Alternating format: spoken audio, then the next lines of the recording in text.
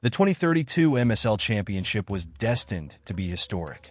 Fans across the country filled the stadium, their energy palpable as they chanted and waved banners in support of their favorite teams. The championship game, held at Horizon Field in Dallas, Texas, was more than just a match. It was the pinnacle of soccer in the United States, a cultural phenomenon drawing millions of viewers nationwide. Yet, as the clock ticked toward kickoff, an unsettling unease settled over the crowd. Above the stadium, a blood-red moon loomed, casting its ominous glow over the field. The moon had been the subject of intrigue in the weeks leading up to the match. Astronomers assured the public it was a rare lunar eclipse coinciding with an unusual atmospheric effect, but the phenomenon carried an air of mysticism. Social media buzzed with speculation, some calling it a bad omen, others dubbing it the soccer moon and embracing its eerie beauty.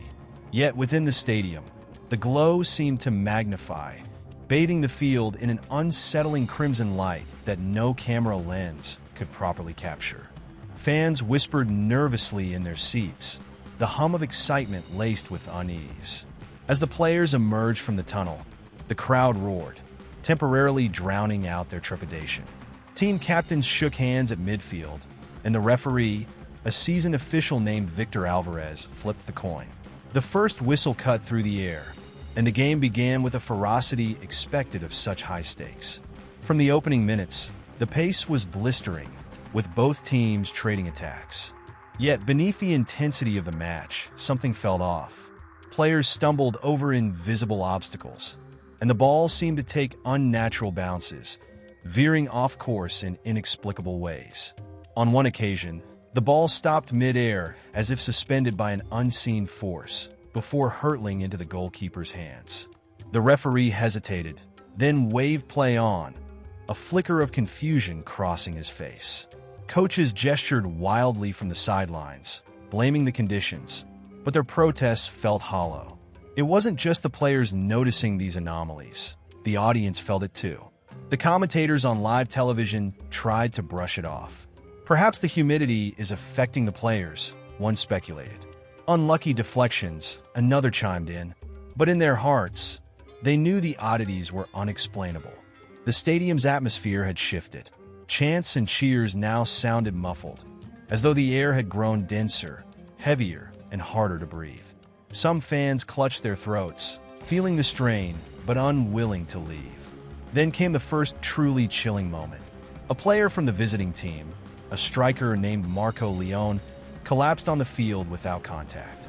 The medics rushed out, but before they reached him, Marco sat upright, eyes wide with terror, his mouth forming silent words.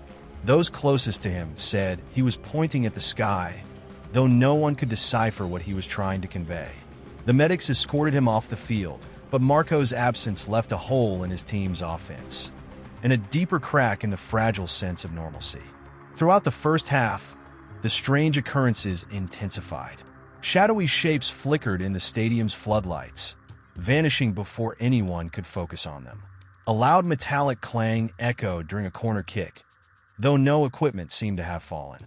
By halftime, murmurs of unease spread among the spectators. Some left their seats, heading for the exits, but many remained, drawn by an inexplicable compulsion to see the game through. During the break, a local news reporter stationed near the stands interviewed fans about the match. "Do you feel the game has been unusual tonight?" she asked a young couple. The man nodded, his face pale. "It's the moon," he muttered. "It's watching us."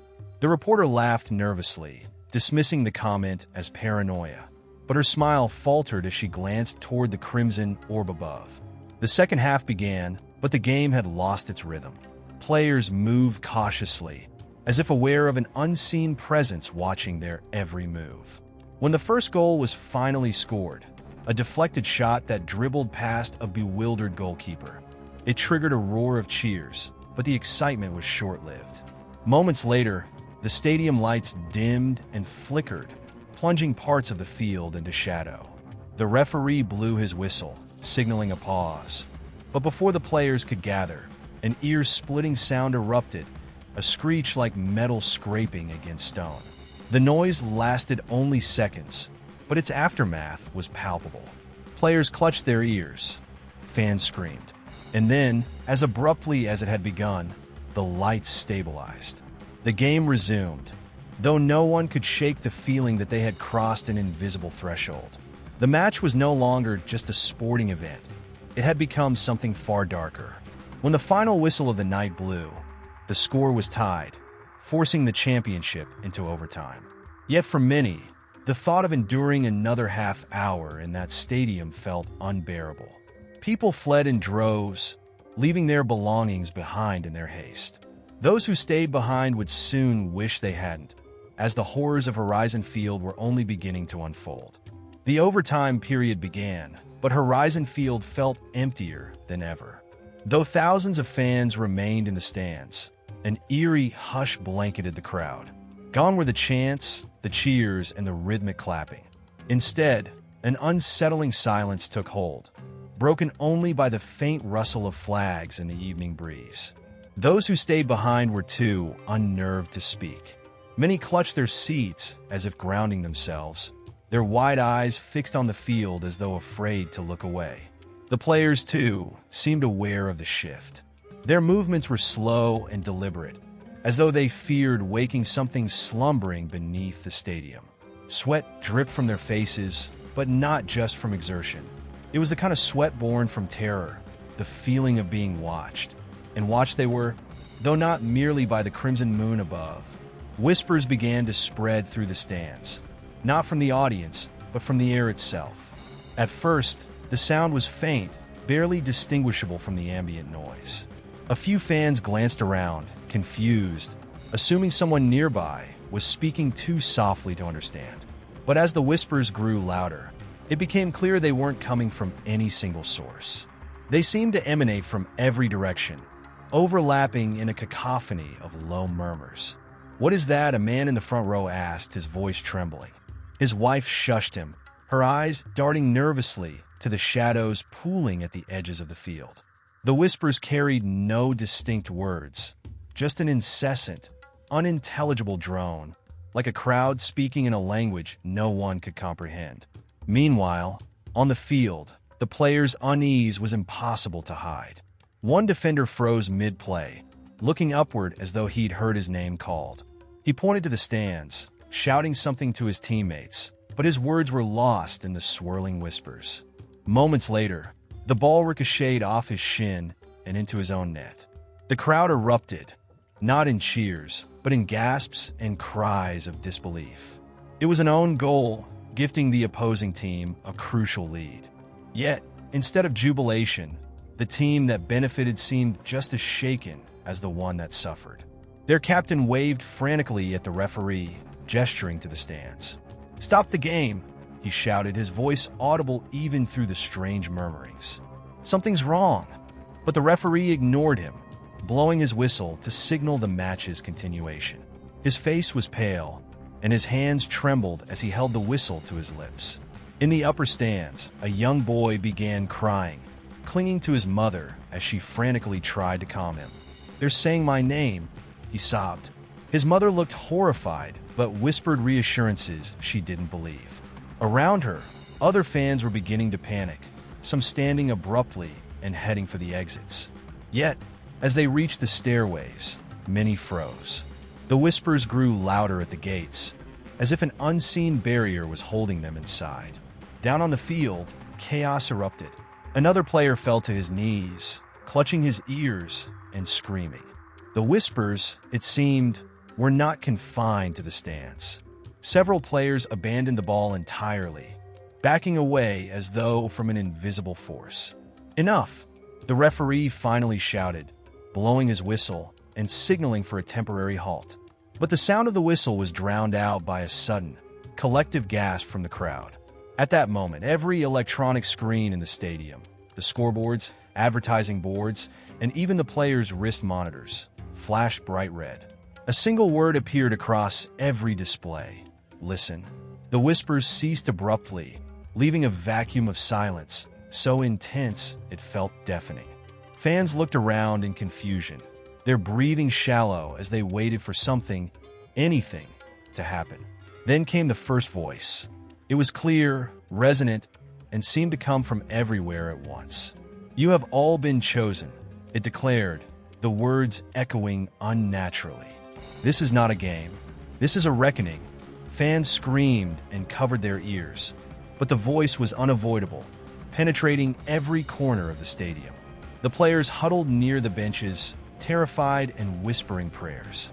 The referee dropped his whistle and ran toward the tunnel, only to stop dead in his tracks. The tunnel was no longer there, just a wall of impenetrable darkness where the entrance had been moments ago. As the voice continued, its tone grew harsher. "You ignored the warnings, the signs. Now, you will face the consequences." Suddenly, the lights flickered, and the field began to shake violently. Fans clung to their seats, and the players stumbled, unable to stay upright.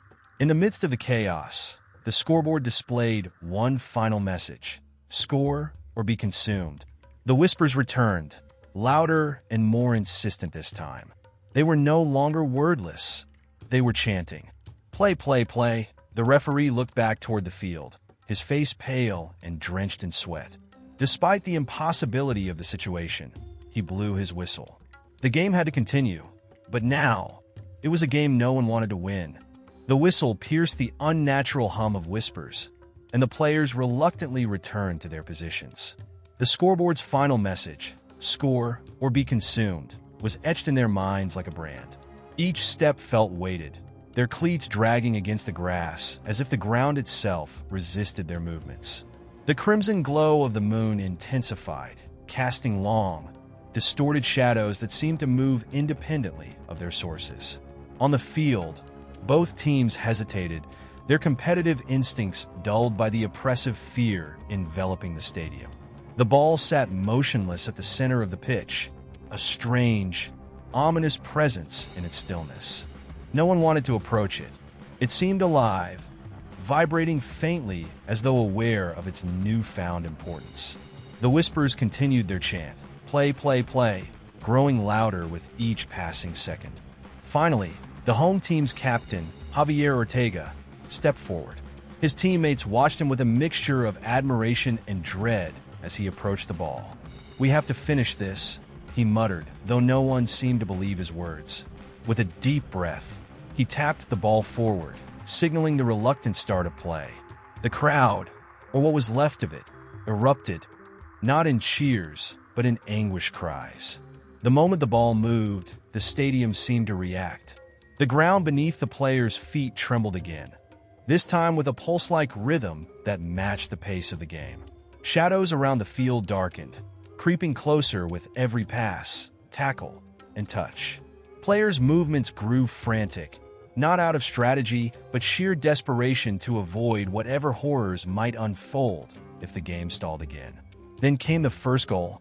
It was an accident, an attempted clearance that ricocheted off a defender's leg and into the back of the net. The crowd gasped, their cries mingling with the now deafening whispers. The player responsible, a rookie named Ethan Grayson, collapsed to his knees, trembling. His teammates hesitated to approach him, as if he had been marked by whatever force was controlling the stadium. Ethan looked up, his eyes wide with terror. "It's watching me," he whispered, though no one could hear him over the cacophony. Before anyone could respond, the ground beneath him cracked open. A dark, swirling void appeared where the grass had been, and Ethan was pulled downward, his screams silenced as quickly as they began. The fissure sealed itself, leaving no trace of what had happened. The players froze in shock, but the whispers surged louder, more insistent. "Play, play, play." There was no choice. The referee, his face pale and streaked with sweat, motioned for the game to continue. No one questioned him. Questioning meant hesitation, and hesitation had a price. As the match went on, the rules of the game began to warp. The ball defied physics, curving in impossible directions and accelerating unpredictably. Players were forced to adapt, their strategies abandoned in favor of sheer survival. The shadows on the field grew bolder, reaching out like tendrils toward those who faltered or strayed too close to the sidelines. In the stands, the few remaining fans huddled together, praying silently. The whispers began to invade their minds, not just as sound but as thoughts. A young woman clutched her head, tears streaming down her face as she muttered, "It's in my head. It knows my name." Around her, others nodded in silent agreement, their faces etched with the same haunted expression. By the end of the first overtime period, the score was tied again. Each goal seemed to exact a greater toll on the players, on the fans, and on the stadium itself. Cracks spread across the concrete walls, and the lights flickered with increasing frequency. The air grew colder, and the crimson glow of the moon seemed to seep into the very fabric of reality. As the referee prepared to signal the start of the second overtime period, a low, guttural laugh echoed through the stadium. It wasn't human. It wasn't even animal. It was something far older, far darker, and far more malevolent than anyone could comprehend. The players exchanged terrified glances, but none dared speak. Above them, the scoreboard displayed a new message. The game must end, one way or another. And as the whistle blew again, the players realized that the final minutes of the match would decide more than just a championship. They would determine who would leave the field alive. The second overtime began under a sky that had turned an unnatural shade of red, the air thick with tension and fear. Players hesitated to touch the ball, their eyes darting nervously toward the creeping shadows that encroached on the field. Each step they took seemed to amplify the pulsing whispers that filled the air, a disjointed symphony of dread and urgency. The crowd had dwindled further, many unable to endure the escalating terror. Those who remained sat in silent horror, watching as if compelled by some unseen force. Javier Ortega, the home team's captain, took control again, his determination a fragile mask over his fear. He barked orders to his teammates, his voice trembling but resolute. "Stick to the plan. We'll end this."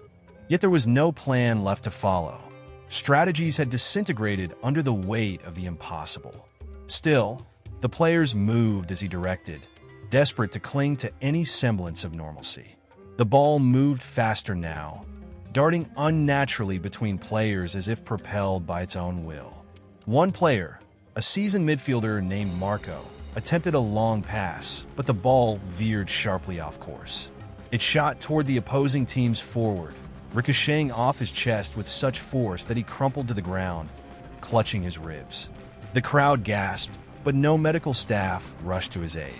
The tunnel remained blocked by an impenetrable wall of darkness, leaving the injured to fend for themselves. As Marco backed away, the whispers around him shifted. They coalesced into a single voice, low and guttural, speaking directly into his mind. "You hesitate. You waste time. You will pay." His breathing quickened, and he stumbled, clutching his head. Suddenly, his shadow began to stretch unnaturally, rising from the ground and twisting into a grotesque figure behind him. The figure loomed, featureless but undeniably alive. Marco screamed, but no one dared approach him. Within seconds, the shadow engulfed him, and he vanished without a trace. The game continued, each moment more horrifying than the last. Players ran with reckless abandon, their movements frantic and uncoordinated. Every misstep was punished. A defender who accidentally kicked the ball out of bounds found himself dragged toward the edge of the field by unseen forces. His teammates reached for him, but their hands passed through his body as if he were no longer solid. He was gone before they could react, his screams lingering in the air. By now, even the referee was visibly shaken. His whistle hung limply from his hand, and his eyes darted around the field as though searching for an escape. But there was none. The tunnel remained blocked, the exit sealed. The stadium had become a prison, and its captives were at the mercy of an entity that seemed to revel in their suffering. In the stands, the whispers took on a new tone, their chant changing to something more deliberate. Two must fall. One must rise. The fans exchanged panicked glances, trying to decipher the message. Some began praying aloud, their voices trembling as they begged for salvation. Others clung to one another, too paralyzed by fear to move or speak. Back on the field, Javier knew what the chant meant. The game demanded sacrifice. Two players had already disappeared, claimed by whatever malevolent force controlled the stadium. He turned to his teammates, his face pale but determined. "We have to score," he said, his voice barely audible over the whispers. "We can't let this go into penalty kicks. It's toying with us." The opposing team seemed to have come to the same conclusion. Their captain, a towering center back named Malik, gestured for his players to push forward. The two teams clashed at midfield, their desperation fueling a brutal, chaotic battle for possession. Bodies collided, and the ball skittered across the grass, moving faster and more erratically than ever. In a rare moment of clarity, Javier intercepted the ball and sprinted toward the goal. The crowd erupted, not in cheers but in terrified screams. The shadows around the field writhed violently, reaching toward him as he approached the penalty box. He could feel their cold presence nipping at his heels, but he didn't stop. With a final, desperate kick, he sent the ball soaring toward the goal. The goalkeeper lunged, but the ball curved impossibly, slipping past his outstretched fingers and into the net. For a moment, there was silence, thick, suffocating silence. Then the scoreboard flashed again. One remains. The field began to quake, and the shadows retreated to the edges of the stadium. The players froze, unsure of what the message meant. Javier stood in the center of the field, panting heavily as he stared at the scoreboard. He didn't notice the ground beneath him cracking until it was too late. With a deafening roar, the fissure widened, and Javier fell. His teammates screamed, rushing toward him, but the gap sealed itself before they could reach him. The scoreboard flickered once more, displaying a new message. The final act begins. Above them, the crimson moon seemed to pulse, casting an even darker shadow over the stadium. The whispers grew louder, forming a single, haunting phrase: "Choose wisely or lose everything." And as the remaining players and fans tried to process what had just happened, they realized that the endgame was upon them, and it would demand far more than they were prepared to give. The stadium descended into a silence, so profound it felt alive, pressing against the ears and hearts of everyone still present. The scoreboard's ominous declaration, "The final act begins," hung like a shroud over the terrified players and spectators. Though the shadows had receded momentarily, there was no relief, only the heavy anticipation of something far worse to come. The crimson moon seemed to swell, its light no longer illuminating but suffocating, casting the field in hues of dark blood. For the players, the realization hit like a blow. There were no more rules to follow, no clock to run out. The whispers confirmed it, their cadence now coherent and deliberate. Only one can remain. Choose or be chosen. Malik, the opposing team's captain, stood frozen near midfield, his usually unshakable confidence replaced by visible fear. Around him, his teammates whispered nervously, some clutching their heads as the whispers began to speak directly to their thoughts. It was then that the players noticed something horrifying. The referee was gone. His whistle lay discarded near the center circle, its shrill tones silenced for good. No one had seen him disappear. The realization rippled through the teams like a cold wind. There was no longer any semblance of authority or structure to this nightmare. The match had been reduced to a grim spectacle of survival. The home team's goalkeeper, Jonas, broke the silence with a trembling shout. "We need to end this. Someone has to figure out how." His words hung in the air, unanswered. No one dared to suggest the obvious solution, that the whispers weren't asking for goals, but sacrifices. Suddenly, the ground beneath the center circle began to shift, the grass tearing away to reveal a large, ornate emblem embedded in the soil. It was a circle filled with symbols, ancient runes and intricate designs that pulsed faintly in time with the whispers. The players instinctively backed away, but the emblem seemed to draw their gaze, compelling them to study its haunting patterns. One by one, the whispers began to change, their words specific and targeted. "Malik, you are the strongest. Jonas, your failure brought us here. Eric, you've always doubted yourself." The voices turned personal, piercing through the players' fragile resolves. Accusations, secrets, fears, they spilled out like poison, unraveling the fragile unity of both teams. Malik snapped first, turning to his teammates with wild eyes. "This isn't about soccer anymore," he shouted. "It's us or them." Without waiting for a reply, he sprinted toward Jonas, his towering frame barreling forward with terrifying speed. Jonas barely had time to react, ducking as Malik's shoulder collided with the goalpost instead. The metal bent under the impact, a testament to the unearthly strength Malik seemed to possess. Chaos erupted. Players scattered across the field, unsure whether to fight or flee. But the whispers grew louder, angrier, forcing them toward the center circle and the emblem that pulsed like a beating heart. Those who lingered too far from it found themselves dragged closer by invisible forces, their bodies sliding helplessly across the grass. The spectators weren't spared either. The few who remained were now locked in a horrific struggle of their own. The stands seemed alive, shifting and twisting like the innards of some monstrous creature. Rows of seats closed in on one another, trapping people in tight spaces where the whispers grew louder. Some attempted to climb over the railings, but the shadows surged upward, dragging them back into the abyss. Back on the field, Malik rose, blood trickling from his forehead where he'd struck the post.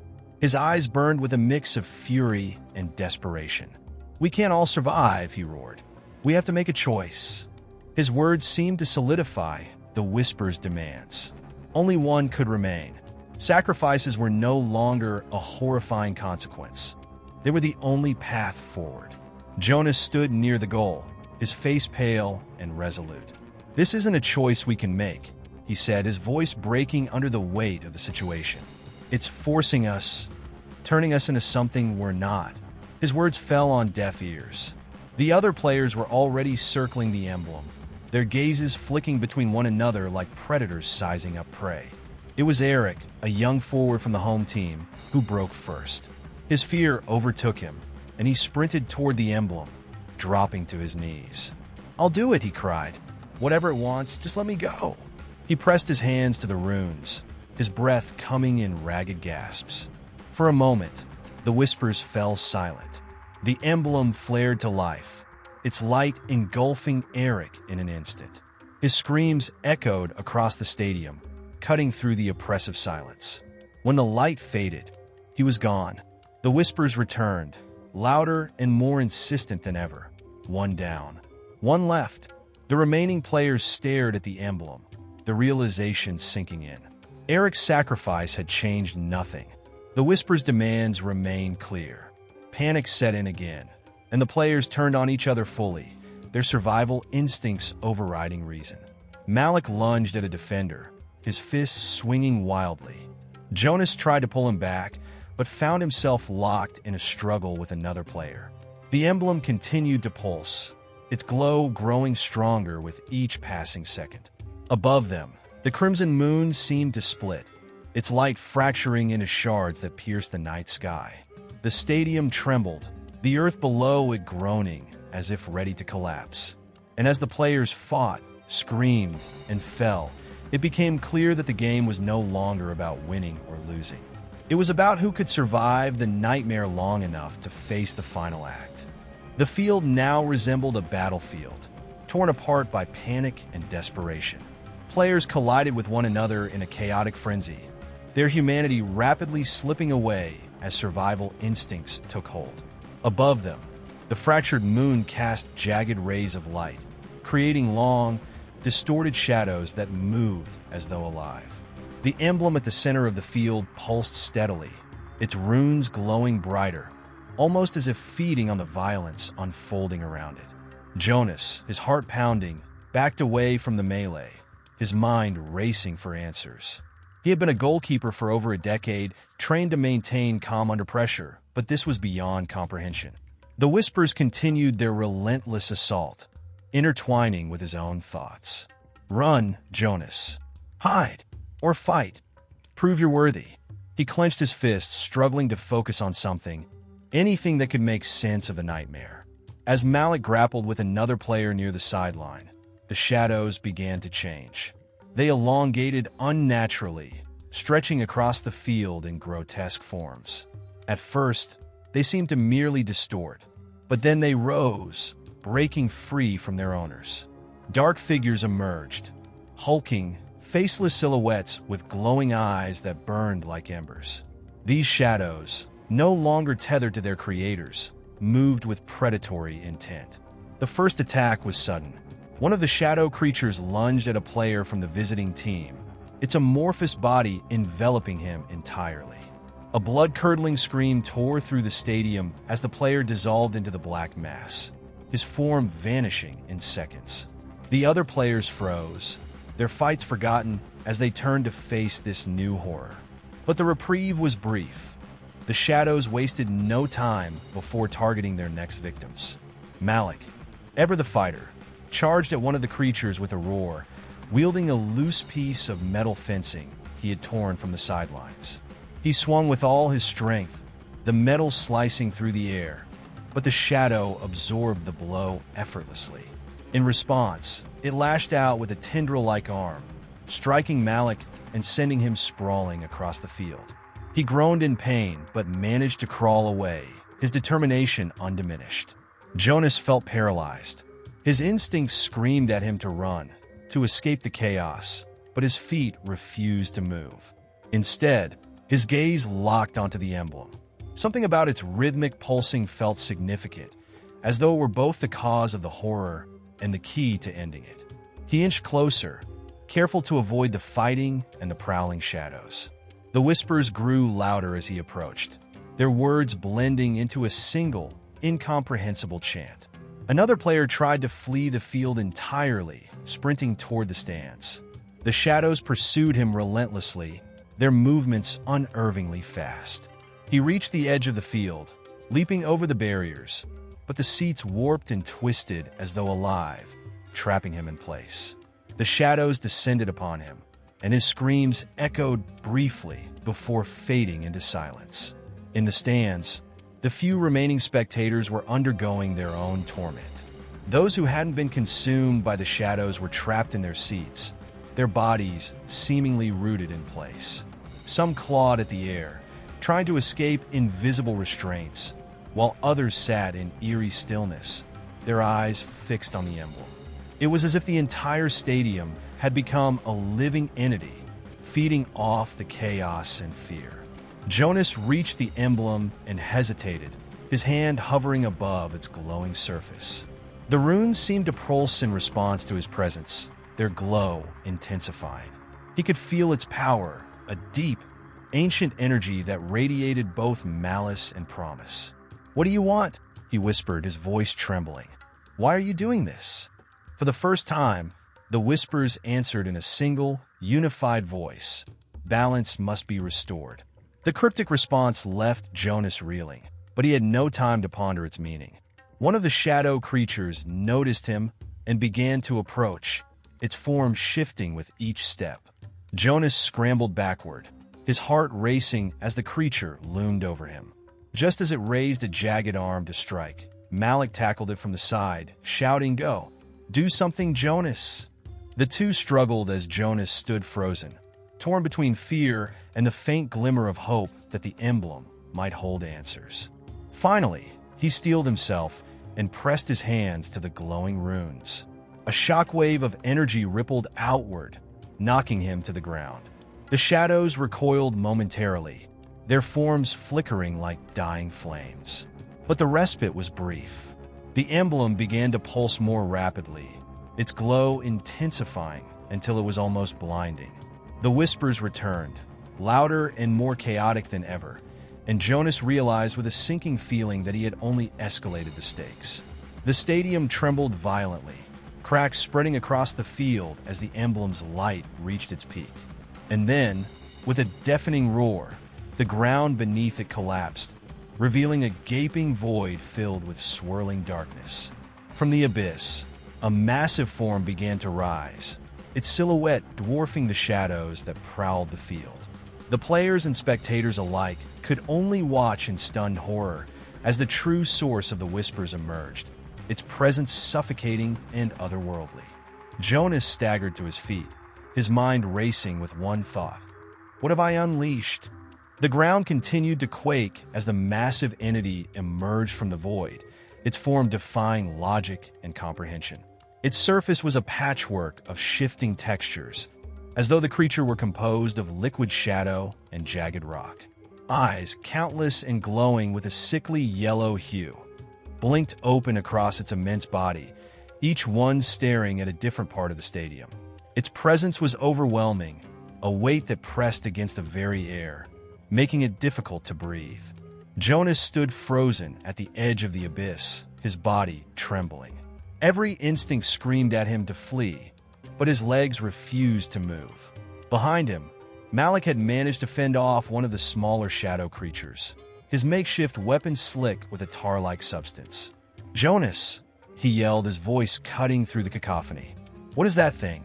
What did you do?" I don't know," Jonas stammered, his voice barely audible over the rising wind. The entity began to shift, its amorphous form pulsating as it extended tendrils of shadow toward the field. Each tendril moved with a deliberate slowness, as if savoring the terror it invoked. Where they touched, the ground seemed to wither, the lush green turf turning to ash.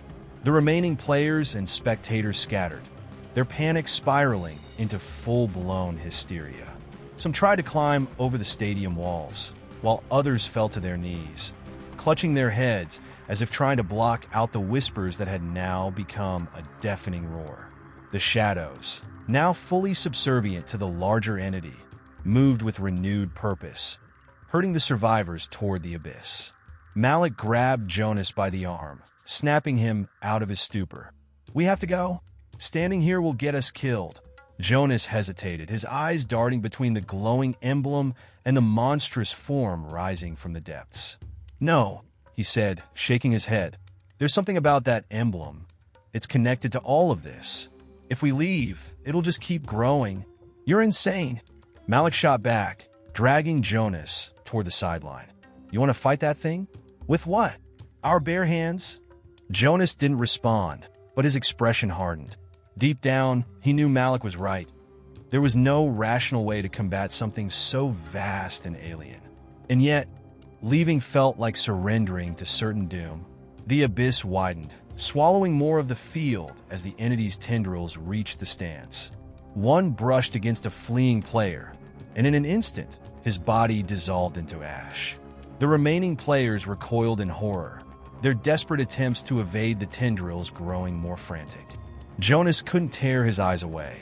Every second felt like an eternity, the enormity of the situation suffocating him. A sudden voice shattered his paralysis.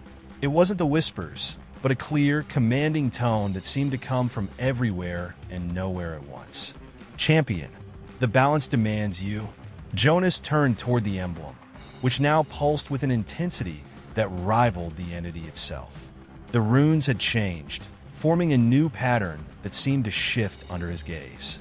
"What does that mean?" Jonas yelled, his voice breaking. "I'm no champion. I'm just a goalkeeper." The voice didn't respond, but the emblem began to rise from the ground, hovering above the abyss. It spun slowly, radiating beams of light that pierced the shadows. For a brief moment, the tendrils recoiled, as if in pain. Malik stared at the emblem, his brow furrowed. "Jonas, I don't know what's happening, but whatever that thing wants is choosing you. If you're going to do something, do it now." Jonas's heart pounded as he stepped toward the hovering emblem. The closer he got, the more the whispers faded, replaced by an eerie silence that seemed to cocoon him. He reached out, his hand trembling as it made contact with the emblem. A surge of energy shot through him, forcing him to his knees. Visions flooded his mind, ancient battles, vast cosmic forces clashing in an endless struggle, and the destruction left in their wake. He saw the entity before him, not as a random monster, but as a deliberate force of imbalance, a scourge unleashed to punish and consume. When the visions ended, Jonas opened his eyes, now glowing faintly with the same yellow hue as the emblem. The whispers were gone, replaced by a strange clarity. He stood, his posture more resolute. "I think I know what to do," he said, his voice steadier than he felt. Malik looked at him warily. "What's going on with your eyes?" "You're freaking me out, man." Jonas didn't answer. Instead, he turned to face the entity, which had paused its advance, as if recognizing him. The air around the emblem began to shimmer, forming a barrier that pushed back the shadows. Jonas stepped forward, his gaze locked on the massive creature. For the first time, he felt a sliver of hope, an understanding that while the battle ahead was impossible, it was also necessary. Balance must be restored. Jonas stood before the abyss, the emblem now a pulsing beacon of light hovering above him. The energy coursing through his body made him feel both invincible and fragile, as if a single wrong move could shatter him entirely. The entity across the void shifted, its many eyes narrowing as if it were sizing him up. This was no mindless beast. It was a calculated force, and it now saw Jonas as a threat. The stadium had grown eerily quiet, save for the distant cries of those who had managed to flee the chaos. Malik remained nearby, watching Jonas with a mix of fear and awe. The tendrils of shadow that had been advancing on the stands were now retreating, curling back toward the entity like wounded limbs. The creature let out a guttural sound that seemed to vibrate through the very fabric of reality, a noise that was both a warning and a declaration of war. Jonas took a tentative step forward, his hand still clutching the emblem. The whispers had returned, but now they spoke directly to him, guiding his actions. "You are the keeper," they said, their voices layered and resonant. "Restore the balance, or all will be consumed." He didn't fully understand what that meant, but he knew there was no turning back. "Jonas," Malik called out, breaking the tense silence. "If you're going to do something, do it fast. That thing doesn't look like it's waiting for a handshake." Jonas glanced back at him, a flicker of his old self returning. "I don't know what I'm doing, Malik," he admitted, "but I think this thing chose me for a reason. Just stay back." The entity moved then, its massive form lurching forward. The tendrils shot out again, faster this time, striking the ground near Jonas with explosive force. He barely managed to leap aside, the emblem glowing brighter as it seemed to shield him from the brunt of the attack. The ground beneath him cracked and splintered, the abyss expanding with each impact. Instinct took over, and Jonas raised the emblem above his head. A beam of light shot out from it, striking one of the tendrils midair. The creature recoiled with a deafening roar, the tendril disintegrating into ash. Jonas stared at the emblem in his hands. The power it held both exhilarating and terrifying. The whispers urged him on. "Focus. Channel the light." He steadied himself, planting his feet as the entity lashed out again. This time he was ready. The emblem pulsed in response to his will, creating a barrier of light that deflected the attack. The tendrils splintered upon impact, falling to the ground in smoldering fragments. Jonas felt a surge of confidence. Perhaps this wasn't as impossible as it seemed. But the entity was far from defeated. It let out another unearthly roar, and the shadows around it began to coalesce, forming humanoid shapes that advanced toward Jonas. These were different from the smaller creatures they had faced earlier. These were faster, more deliberate in their movements. Malik shouted a warning as one of them lunged at him, and he swung his makeshift weapon with all his strength, barely managing to fend it off. "Jonas!" Malik yelled, his voice tinged with desperation. "I can't hold them off forever." Jonas turned to see Malik struggling against two of the shadow figures, their jagged limbs slicing through the air with deadly precision. He hesitated, torn between his own battle and his friend's plight. The whispers grew louder, their urgency pushing him forward. The light must expand. "You are the source." Jonas gritted his teeth and raised the emblem once more. This time, he focused on Malik, willing the light to protect him. A wave of energy burst forth, enveloping Malik in a radiant shield. The shadow figures recoiled, unable to penetrate the barrier. Malik looked up, his expression a mix of relief and disbelief. "Okay," he muttered, shaking his head. "You're officially the craziest person I know." The entity let out a low, rumbling growl, its many eyes locking onto Jonas. It began to shift again, its form growing larger and more grotesque. The tendrils merged into massive limbs, and a mouth-like opening appeared at its center, lined with teeth that gleamed like shards of obsidian. It was preparing for a final assault. Jonas took a deep breath, his grip tightening on the emblem. The whispers were now a chorus, their message clear. The balance demands sacrifice. He didn't know what that meant, but he understood the stakes. If he failed, the entity would consume everything, this stadium, this city, and possibly the entire world. As the creature lunged toward him, Jonas raised the emblem for what he feared might be the last time. Light erupted from it, brighter and more intense than ever before, illuminating the entire stadium. The shadows shrieked and writhed, their forms dissolving in the searing glow. Jonas felt the energy coursing through him, threatening to tear him apart, but he held on, his resolve unshakable. The battle was far from over, but in that moment, Jonas realized something profound. He wasn't just fighting for survival. He was fighting for balance, for a world that had unknowingly tipped too far into chaos. Whatever the cost, he would see this through to the end. As the searing light from the emblem dissipated, Jonas collapsed to his knees, his body trembling from the strain of wielding a force he didn't fully understand. The stadium was eerily silent, save for the faint hum of the emblem, still glowing faintly in his hands. Around him, the remains of the shadow creatures dissolved into the air like smoke, leaving no trace of their existence. But the reprieve was short-lived. The ground beneath him rumbled, fissures spreading outward like veins of darkness, as if the stadium itself was rejecting its own foundation.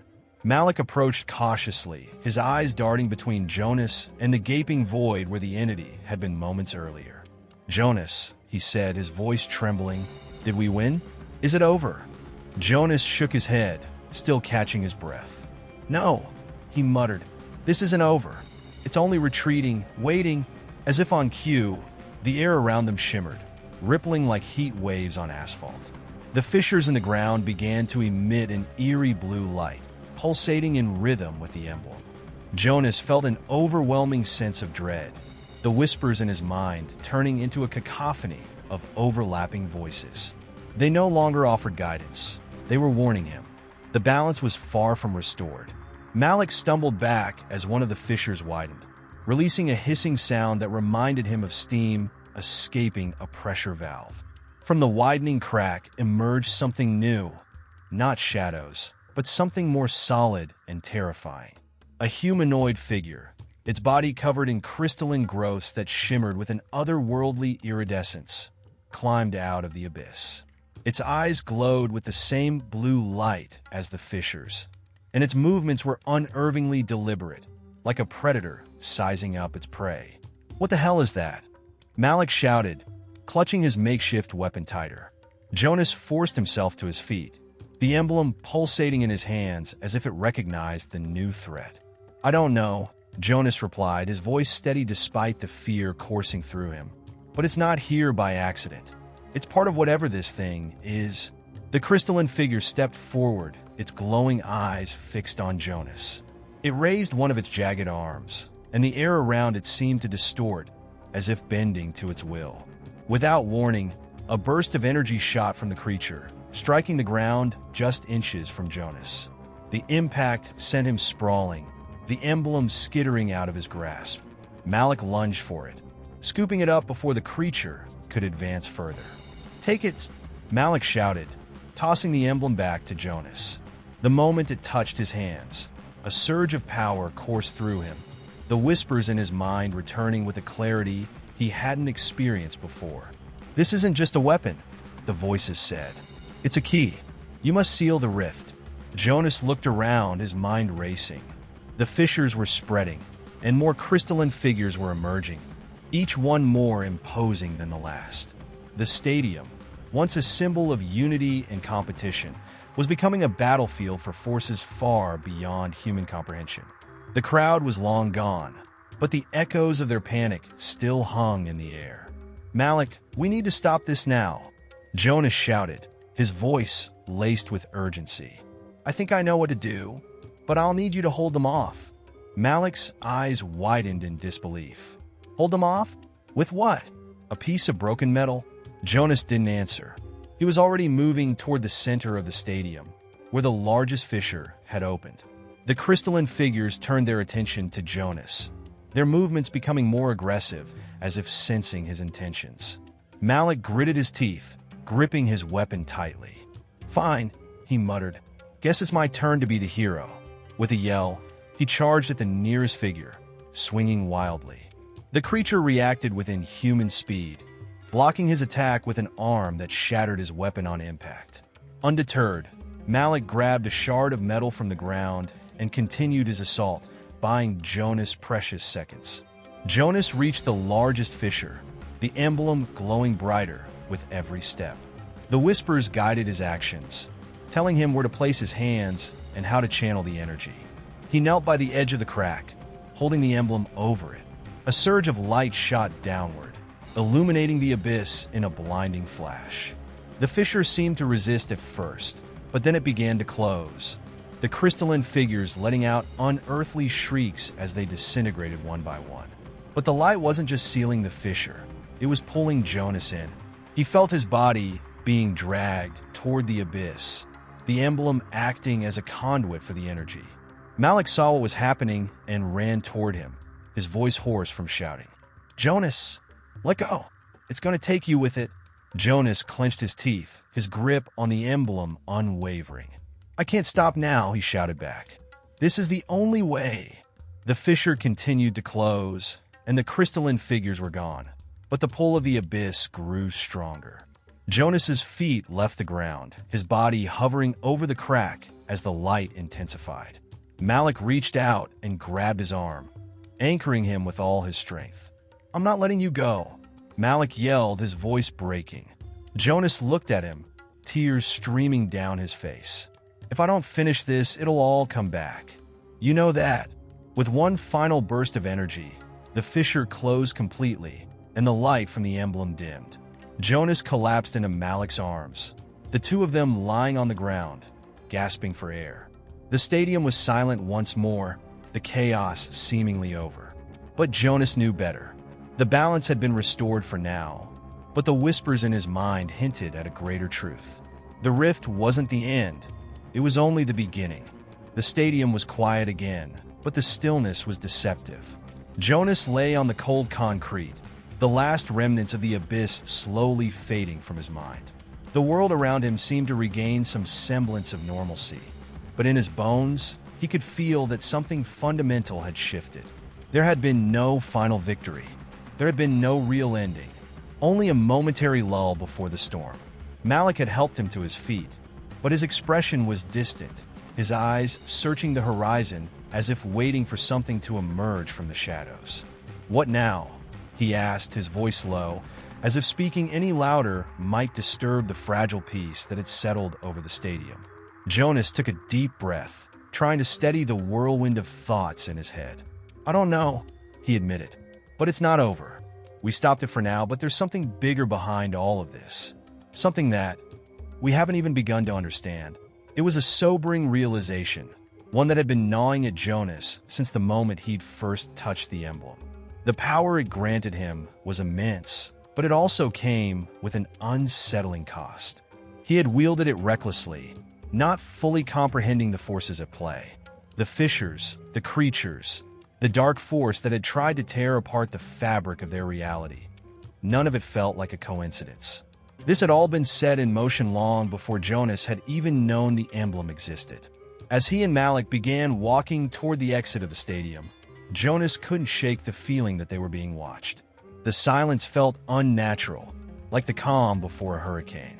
The air was thick, charged with an energy that hadn't been there before. Every step he took seemed to echo louder than the last, amplifying his sense of unease. He looked over at Malik, who seemed equally distracted, his eyes scanning the empty seats and the cracked pavement beneath their feet. "Do you think we won?" Malik asked again, his voice almost hopeful this time. Jonas looked at him, the weight of his answer pressing down on him. "I don't think we've won anything," he said quietly. "We just survived." The tension between them was palpable. It had always been easier to face an enemy when it was clear who the enemy was. But this was different. The true enemy, Jonas realized, was not some dark figure or monstrous entity. It was something more insidious, a force beyond their understanding, one that could slip through the cracks of reality itself, manipulating events from the shadows. It wasn't a singular entity to be destroyed. It was a pattern, a disturbance in the very fabric of the world. They continued walking through the abandoned stadium, the weight of their steps growing heavier with each passing moment. The once celebratory atmosphere of the MSL Championship felt like a distant memory, its echo swallowed by the overwhelming silence. There were no cheers now, no players celebrating on the field, just the faint, distant sound of the wind rustling through the empty seats and the occasional creak of metal, as if the very structure of the stadium was protesting its existence. Jonas couldn't help but wonder about the people who had been here just hours before. The fans, the players, the officials, where had they gone? Had they seen the same things he had? Or had they been swallowed up by whatever force had disrupted the game in the first place? It was impossible to know, and that, Jonas realized, was perhaps the most terrifying part. What they had faced wasn't just a threat to the stadium or to their world. It was a threat to everyone. A threat that had taken root in their reality without their knowing. Something that was just as likely to emerge from the cracks again and again. "We need answers," Jonas said, more to himself than to Malik. "We need to find out who's behind this. Whoever, or whatever, set this in motion is still out there." Malik nodded in agreement, though his face remained grim. "But where do we even start? We don't know who's behind this, let alone what they want." Jonas's mind raced. The emblem, the creatures, the strange symbols he'd seen during the attack. Everything was connected, he was certain of it. But how? What was the common thread? And why had the stadium, of all places, been the site of this unholy rupture in reality? "Maybe we don't need to know who they are," Jonas said, almost to himself. "Maybe we just need to stop them." Malik gave him a sideways glance, but Jonas was already moving, his feet carrying him toward the exit of the stadium. They weren't just going to wait for the next attack. They were going to find answers. Answers that would explain everything. The fissures in the ground, the creatures, the emblem. It was all part of something much larger than either of them could comprehend. But as they neared the stadium's gate, Jonas felt something stir in the air. A faint, flickering pulse that set his skin on edge. He stopped, his heart racing. "Malik, wait," he said, grabbing his arm. Malik turned to look at him, confused.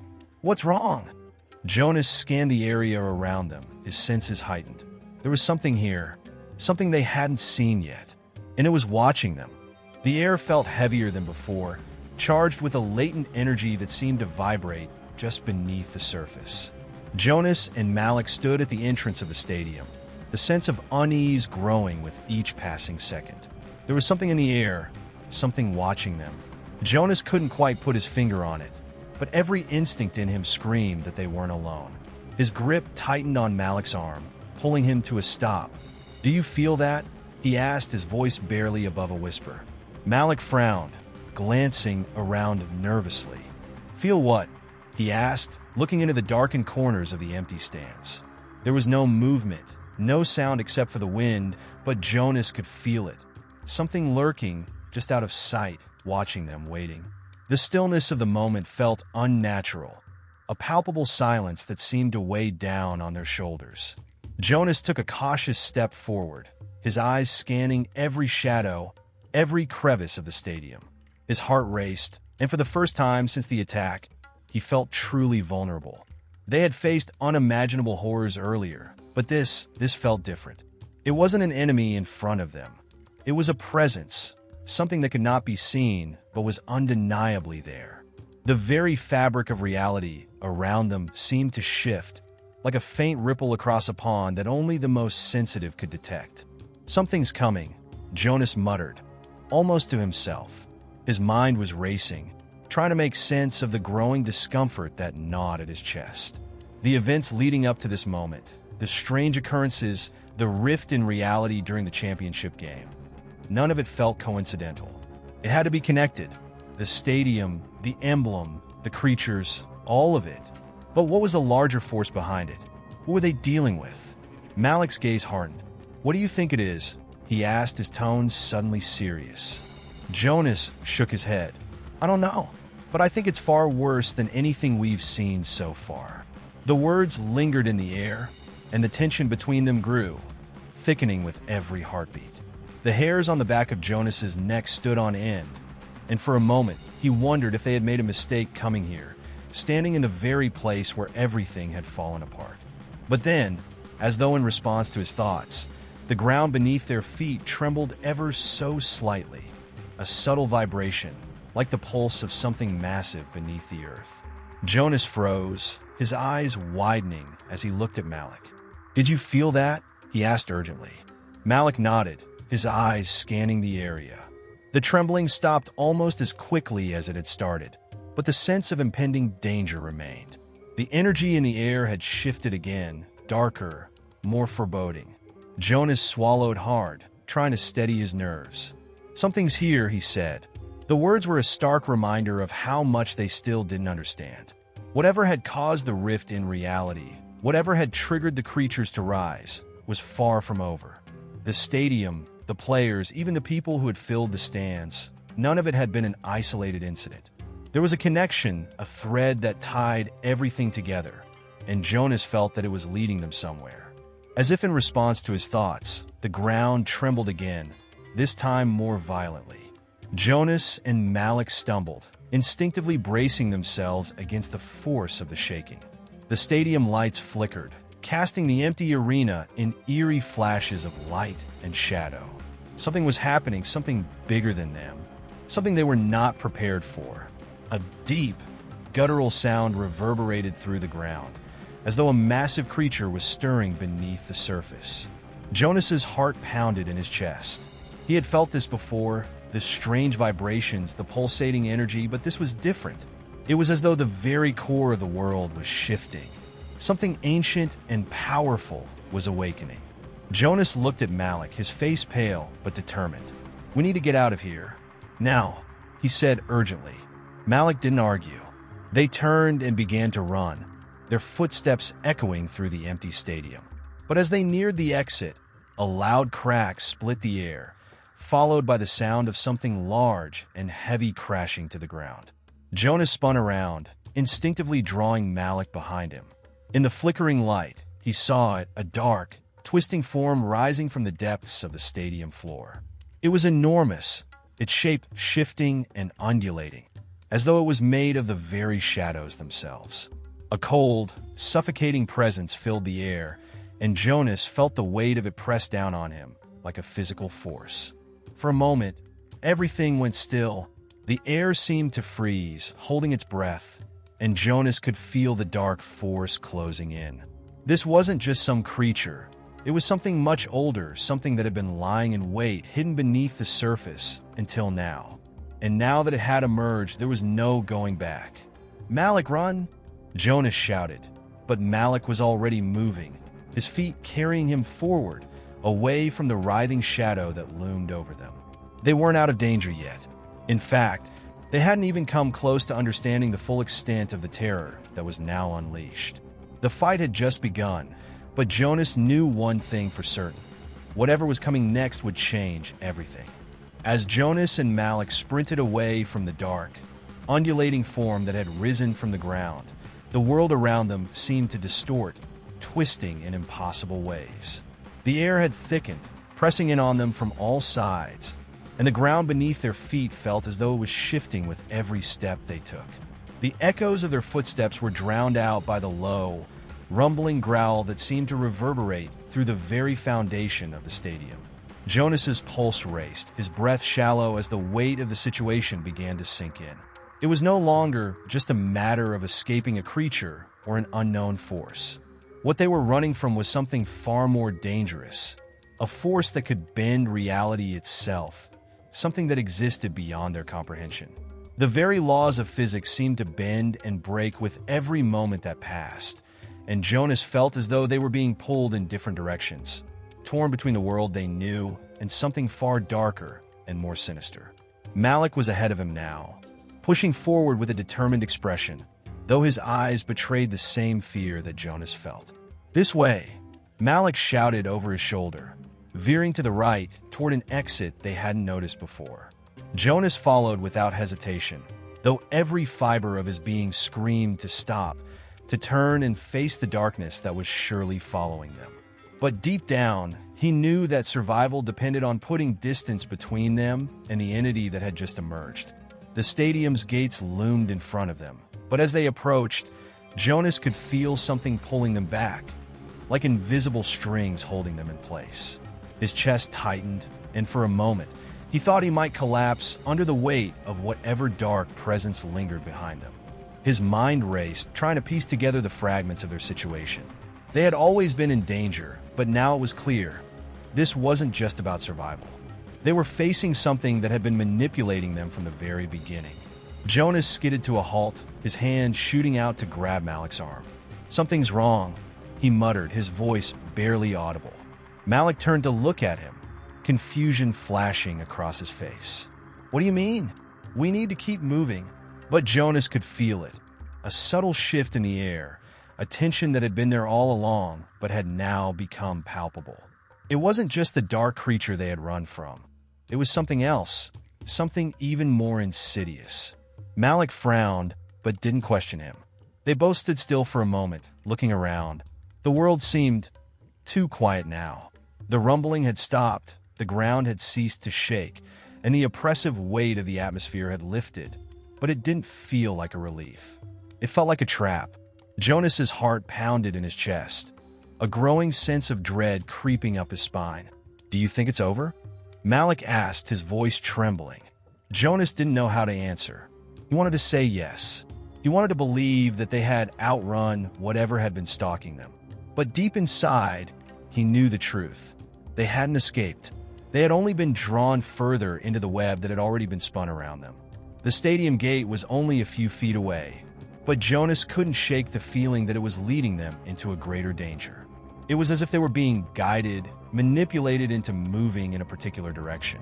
It was the same sensation he had felt when the emblem had first come into his possession, a sense of being controlled, of being pushed toward a predetermined outcome. "Let's go," Jonas said, his voice firm. But as they approached the gate, the air seemed to thicken again, heavier now, as though the very world was pressing down on them. The gate swung open with a creak, but when they stepped through, they found themselves not in the familiar streets outside, but in an unfamiliar landscape. The world around them had shifted once again. The skyline was gone. The buildings, the lights, everything they had known had vanished.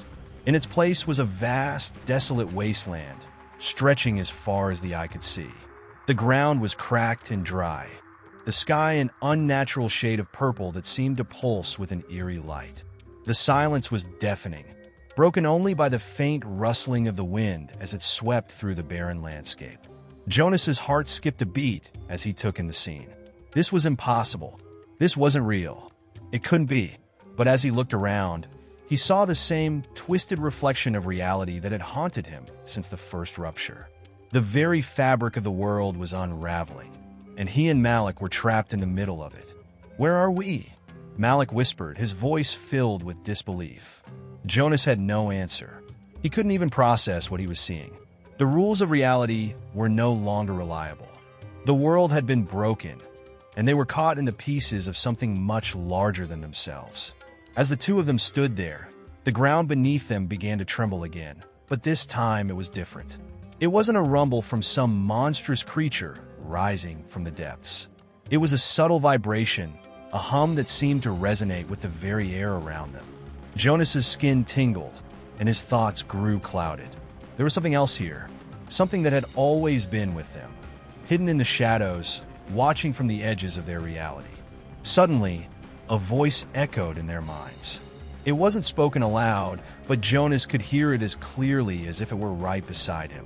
"You're too late," it said, the words like ice slipping through his veins. "The game has already begun." The voice echoed in Jonas's mind, sending a chill down his spine. "You're too late. The game has already begun."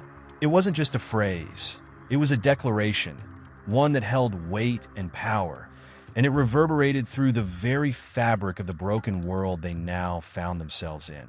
For a moment, neither Jonas nor Malik moved. The silence that followed the words was suffocating, almost tangible, as if the air itself had become thick with dread. Jonas felt a shift in his perception. It wasn't just the world that had changed. Something had changed within him. His senses were heightened, his mind sharper. But it wasn't the sharpness of clarity. It was the sharpness of knowing that things were no longer under his control. Everything felt staged, like they were pieces in a game whose rules they didn't understand. "Malik, do you hear that?" Jonas asked, his voice strained. Malik nodded, his face pale, eyes wide with fear. "I hear it. What the hell is this place?" His voice trembled, but there was something more in his tone, a realization that the danger they were facing now was different from anything they had encountered before. It wasn't just about survival anymore. It was about playing a game, and in this twisted world, the stakes were higher than life itself. Jonas turned slowly, trying to take in the surroundings.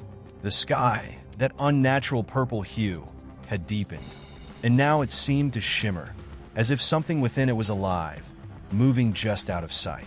The ground beneath their feet, once solid, now seemed to pulse with an almost hypnotic rhythm, as though it was breathing, reacting to their every step. The landscape stretched endlessly, but it wasn't a void. It felt like a playing field, a stage set for something far beyond their comprehension. "Do you think this is all part of it?" Malik asked, his voice low, but filled with the urgency of someone desperate to make sense of the chaos. Jonas didn't answer immediately. What they were experiencing now felt more like a distortion of reality than a dream or nightmare. It was as though they had entered some alternate dimension, one where the rules of physics, logic, and time no longer applied. There was no clear direction, no obvious way forward, yet they both knew they couldn't stand still. In a world that was broken beyond recognition, motion was the only thing that felt like it might lead to something resembling clarity. They began walking, their footsteps heavy against the vibrating ground, each step sending ripples through the air. The tension between them had shifted as well, moving from shared fear to an unspoken bond. They weren't just survivors anymore, they were players in whatever game this was. But as they walked, the landscape around them began to change again. The horizon, once empty, now held strange, flickering images, visions of people, places, and events that didn't seem to belong in the same world. Some were familiar, like the bustling crowds of the MSL Championship. Others were distorted, like twisted reflections of what had been.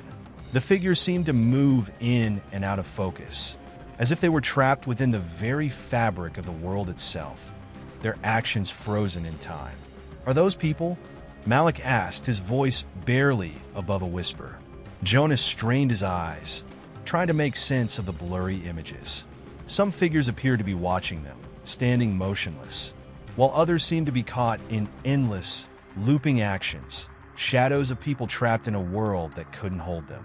A sudden burst of light broke through the darkness, and Jonas instinctively shielded his eyes. When he looked back, the world around them had shifted again. They were no longer alone. Figures appeared from the shadows, tall, faceless, and clad in dark, reflective armor that shimmered like liquid. They didn't speak. They didn't move. They simply stood, watching. Jonas froze, instinctively reaching for Malik's arm. But Malik was already several paces ahead, seemingly drawn toward the figures as though he were under their influence. "Malik, no!" Jonas called out, but his voice felt muffled, like it was trapped behind a wall. Malik continued walking, his expression distant, his eyes vacant. It was as if something was controlling him, pulling him forward against his will. Jonas's heart raced as he stepped forward, determined not to lose Malik to whatever force had taken hold of him. But before he could reach him, the ground beneath him buckled, sending a shockwave of energy through the air. The figures in the distance moved, their forms blurring into something more monstrous, more unnatural. The game had truly begun. Jonas could feel it in his bones now. The rules had changed. The stakes were no longer about escaping or surviving. They were about playing whether they wanted to or not. They were pawns in a game whose consequences were far beyond anything they had ever imagined. And as Malik disappeared into the shadowy abyss ahead, Jonas understood one undeniable truth. They had no choice but to play. Jonas could hear the pulsing, rhythmic hum in the air, vibrating through his chest. His every instinct told him to run, to escape whatever dark force had seized Malik. But there was nowhere to go. The world around him had become a labyrinth of endless twists, shifting and turning, folding over itself like a grotesque origami. The figures, silent, faceless entities in armor, had not moved from their positions, but the air thickened with an unspoken threat. They were watching, waiting, observing the game as it unfolded. The distortion in reality felt palpable now. Each breath Jonas took seemed to warp the air, as if the very atmosphere had become something foreign, something otherworldly. He looked around for any sign of escape, but the barren landscape stretched endlessly in all directions, a void that seemed to swallow everything. The horizon itself was fractured, no longer a clear boundary between land and sky. Instead, it swirled and bent like a portal to another dimension. The figures ahead of him, the ones who had once stood motionless, were now shifting subtly, their reflections flickering in and out of focus. It was as if they were caught in a loop, their presence only an illusion, a manifestation of something much deeper. Jonas could feel them, though.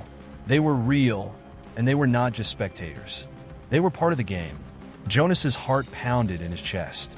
He couldn't afford to waste time. Malik was slipping further into the grip of whatever force controlled this place, and Jonas was being drawn toward it, whether he liked it or not.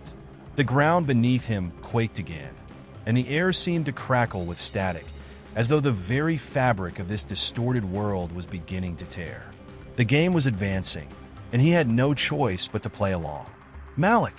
Jonas called out again, his voice barely carrying over the oppressive silence. But Malik didn't respond. His back was to Jonas now, and his movements had grown robotic, deliberate. He walked with purpose, his eyes locked forward, oblivious to Jonas's desperate cries. The distance between them grew with each passing moment, and Jonas could feel his mind fraying at the edges. There was a sudden shift in the air, like the wind had picked up, and with it, the figures surrounding them began to stir. The faint hum grew louder, and Jonas could feel something cold, something ancient, stirring deep within the ground. The earth trembled as the figures moved toward him, their dark, reflective armor gleaming with an eerie, unnatural light. It was not their eyes that held him captive. It was their presence, their overwhelming power, their ability to make him feel as though he were no longer in control of his own body. Jonas stumbled back, his instincts screaming at him to flee. But before he could move, the ground cracked open beneath him. He fell, tumbling into a chasm that seemed to appear out of nowhere. The air was thick with the smell of something decayed, and as Jonas hit the bottom with a jarring thud, he found himself in a dark, cavernous space, the walls of which seemed to close in around him. For a moment, he lay still, gasping for breath, his body aching from the fall. The echoes of the impact reverberated through the cavern, and in the distance, he could hear the soft scraping sound of something moving through the darkness.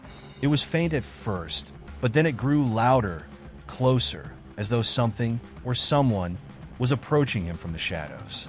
Jonas scrambled to his feet, his mind racing. He didn't know what was down there with him, but he knew it wasn't good. His eyes strained to see in the darkness, but the blackness seemed to stretch infinitely, with no discernible end.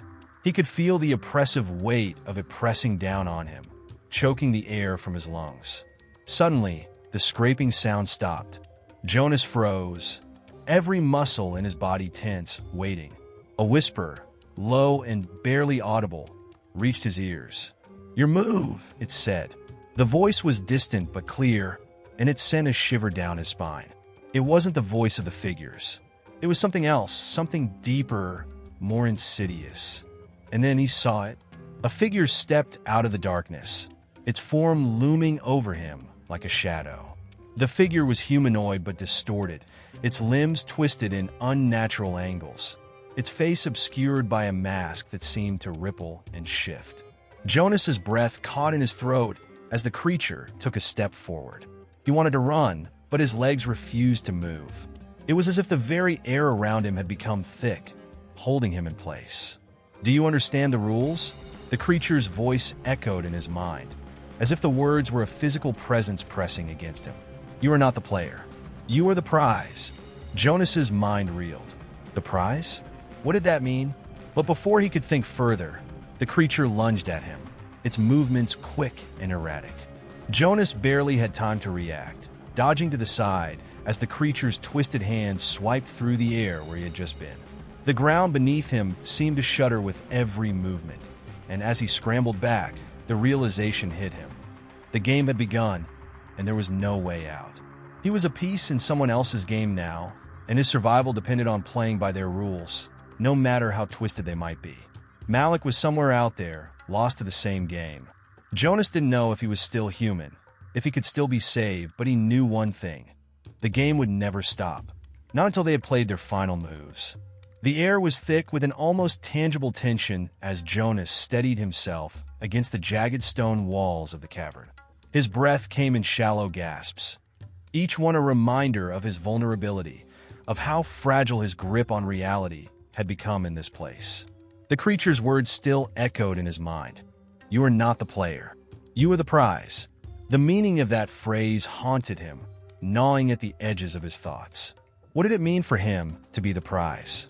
And who, or what was the player? These questions kept swirling in his head, unanswered, as he tried to focus on the task at hand, surviving.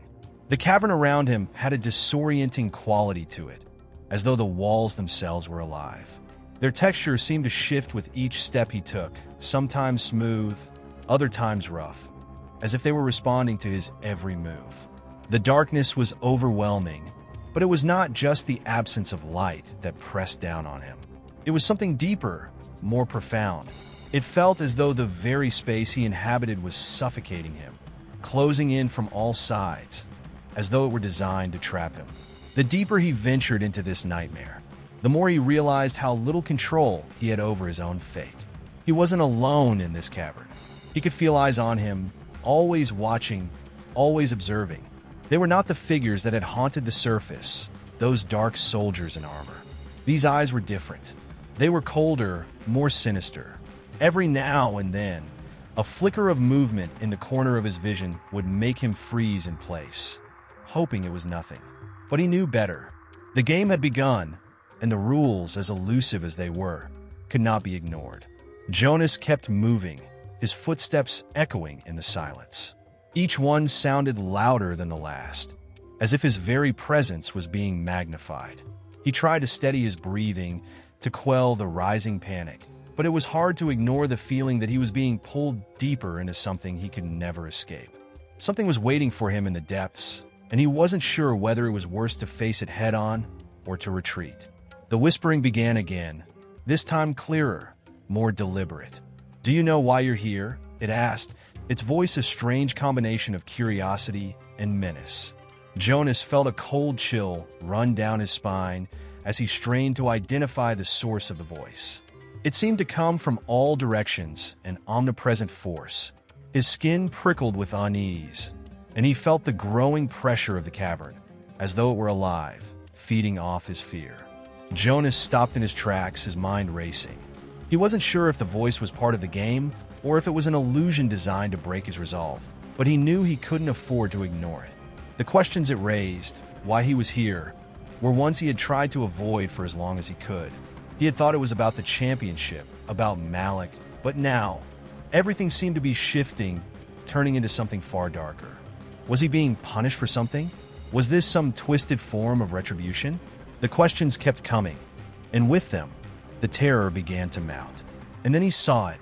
A figure emerged from the darkness, moving swiftly, its form indistinct, but its presence undeniable.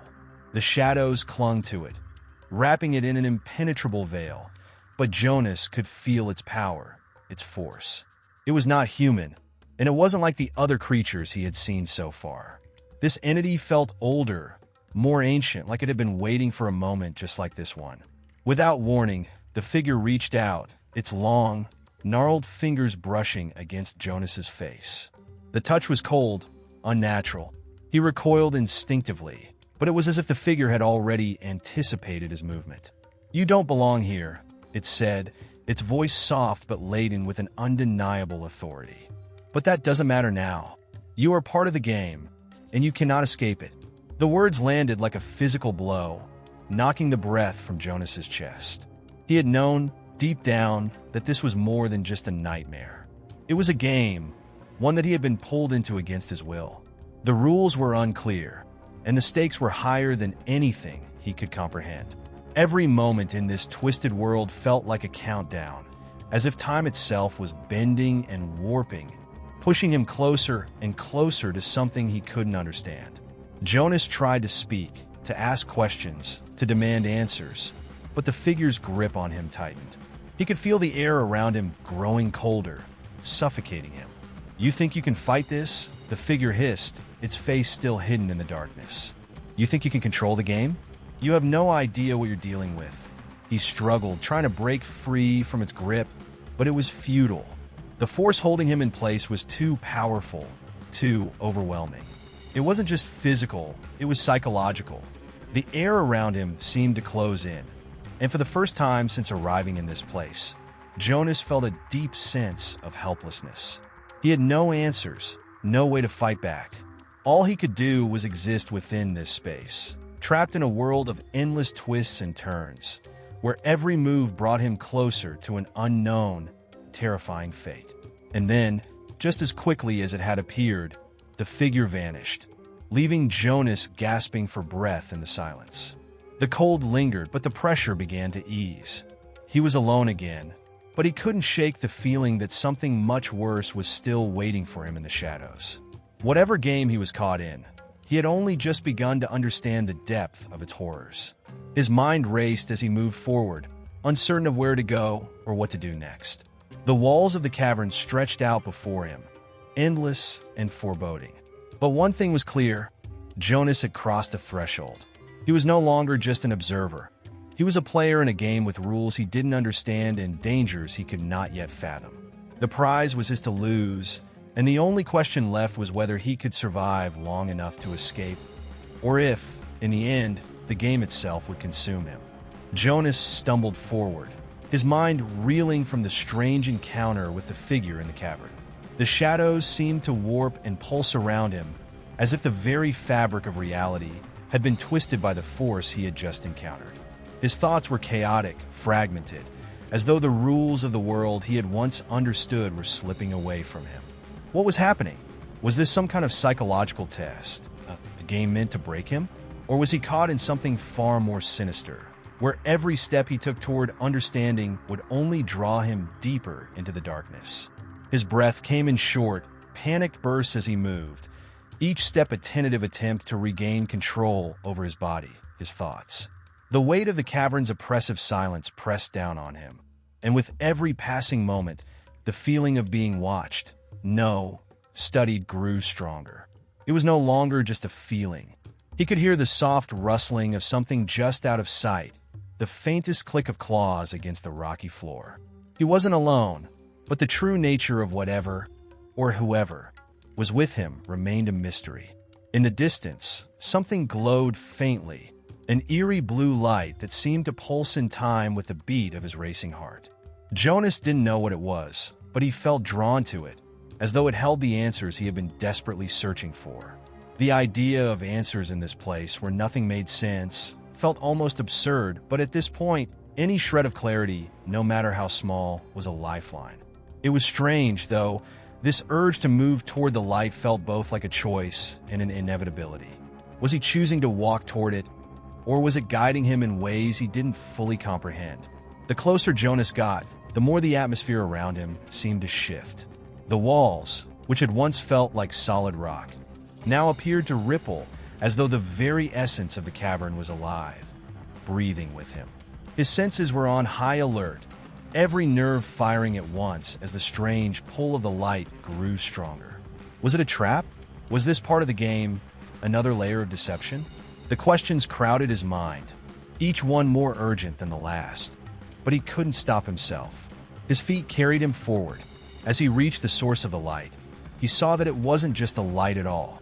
It was a portal, a swirling mass of energy, its edges shifting and undulating like liquid. The closer Jonas got, the more the temperature seemed to drop, the air thickening with the weight of the unknown. The portal hummed with power, its strange energy vibrating in the air around him. It felt like something ancient, something that had been waiting here for eons, hidden away from the world. It was impossible to tell where the portal led or what its purpose was, but one thing was undeniable. It was calling to him. Without fully understanding why, Jonas reached out, his hand trembling as he touched the surface of the portal. The moment his skin made contact with the glowing energy, a shock ran through him, a surge of electric sensation that almost knocked him off his feet.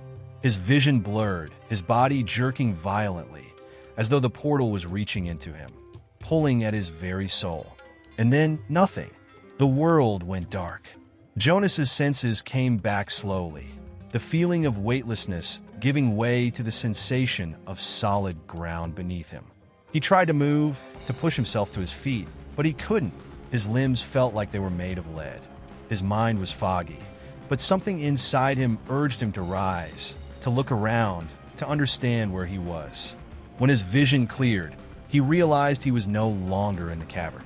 The glowing portal had transported him somewhere entirely different, somewhere wrong. The sky above him was an unnatural shade of red, swirling with black clouds that seemed to boil and churn as though the very heavens were in a constant state of turmoil. The landscape stretched out before him, an endless, desolate wasteland where nothing lived. The ground was cracked and barren, a reflection of the chaos that surrounded him. In the distance, he could see shapes moving, vague, distorted figures that seemed to flicker in and out of existence. It was a place out of time, a place that had no beginning and no end. It was as though the rules of reality had ceased to matter. Jonas forced himself to stand, his legs shaking beneath him as he took in the bizarre, hostile landscape. His mind struggled to make sense of what he was seeing. Was this another part of the game? Had he fallen deeper into the trap? He glanced down at his hands, half expecting them to be altered, changed in some way, perhaps marked by whatever twisted force had brought him here. But no, they were the same. His fingers curled into fists as he tried to steady his racing heart. But the feeling of being watched, it was stronger now, more pronounced. Jonas could feel it, creeping over him like a shadow, closing in from all sides. His pulse quickened as the presence of the figures in the distance became more evident, their movements deliberate. They weren't human. They were something else, something ancient, something otherworldly. And as they drew closer, Jonas's heart pounded in his chest, each beat a warning. He wasn't supposed to be here. Whatever this place was, it was not a mere destination. It was a test, a challenge, one that threatened to tear him apart. And yet, in the depths of his fear, Jonas knew one thing with a clarity that pierced through the chaos. He was no longer running from something. He was running towards something. The portal had brought him here for a reason, and that reason was not to be discovered through avoidance. It was time to face the truth, to confront the game, and whatever it was that held the power to bend reality itself. Jonas stood frozen, his heart pounding like a drum in his chest, as the figures in the distance drew closer. Their forms seemed to bend and twist in the oppressive, red-tinted air of the wasteland, flickering between existence and non-existence. He tried to focus on their shapes. At first, they appeared human, but as they drew nearer, their features grew more grotesque, more unnatural. Their skin seemed translucent, their bones shifting beneath the surface like the very structure of their being was unstable. The shapes were not people. They were manifestations, distortions of reality, ripples in the fabric of the world itself. The wind, thick with the stench of decay, whispered through the barren land, but it wasn't the wind. It was voices, faint, unintelligible whispers that seemed to come from everywhere and nowhere at once. Jonas could feel the sound crawling into his ears, burrowing into his mind. It was as though the voices were speaking directly to his thoughts, whispering in languages he couldn't understand, yet somehow comprehended. Every word sent a chill down his spine, like cold fingers brushing against his thoughts, threatening to unravel him piece by piece. He took a tentative step back, but the figures in the distance were already upon him, their movements unsettlingly fluid, as though they were not bound by the same laws of physics that governed him. One of them, a towering silhouette, reached out a long, skeletal hand toward him. Jonas flinched, his body instinctively recoiling, but the hand stopped just short of touching him. The voices grew louder, a chorus of disembodied whispers growing in volume and intensity, each word laced with an unfathomable sense of dread. He could hear his name mixed in among the cryptic murmurs, his thoughts merging with theirs in a way that felt both invasive and familiar. Jonas. The voice was different from the others, deep and resonant, carrying an ancient weight. It was not a whisper, it was a command, a single word, but its effect was immediate. Jonas's breath caught in his throat, and for the briefest moment, he felt as though he were no longer in control of his own body. It was as though the voice had reached deep into him, pulling at the very essence of his being, compelling him to listen, to obey. He opened his mouth to speak, but no words came. The presence of the voice paralyzed him. The figure closest to him, a tall, emaciated figure with hollow eyes, reached out once again, but this time, Jonas did not pull back. Something in him, some deep-rooted instinct, compelled him to stay still, to confront whatever it was that had taken him here. He didn't know why, but the urge was undeniable. As the figure's hand hovered just inches from his chest, the whispers around him quieted for a moment. The figure leaned closer, its face now mere inches from his own, its hollow gaze locking onto his eyes. "Do you understand what you've become?" The voice echoed in his mind, each syllable reverberating in his skull. It wasn't a question, but a statement, a fact, and Jonas could feel its weight pressing down on him. He didn't know how to respond. He didn't understand any of this. All he knew was that he had been taken from his world, dragged into this place that defied explanation, and now these figures, these entities, were trying to make sense of him. But there was something off about it, something wrong. He could feel it in his gut, a deep sense of foreboding that told him this encounter was not meant to provide clarity, but to test him in ways he didn't yet comprehend. "Do you understand what it means to seek?" The voice continued, its words washing over him like waves. "Do you know the price of knowledge?" Jonas's heart skipped a beat. Price. Knowledge. He had come to this place in search of answers, to understand the game, to understand why he was here. But now, faced with the reality of this dark, twisted world, he wasn't sure he wanted the answers anymore. The knowledge that had once felt so enticing now seemed like a curse, an unbearable burden that could shatter everything he thought he knew. The figure drew back slightly, its form rippling as though it were shifting in and out of focus. "The truth is not a gift, Jonas. It is a debt." The voice deepened, and the words seemed to settle into his mind like a heavy stone, its weight becoming more oppressive with each passing second. Jonas's thoughts were in chaos. A debt? What kind of debt? And why did it feel as though the very fabric of his existence was at stake? Every step he had taken up to this point, every decision, every move had led him to this moment.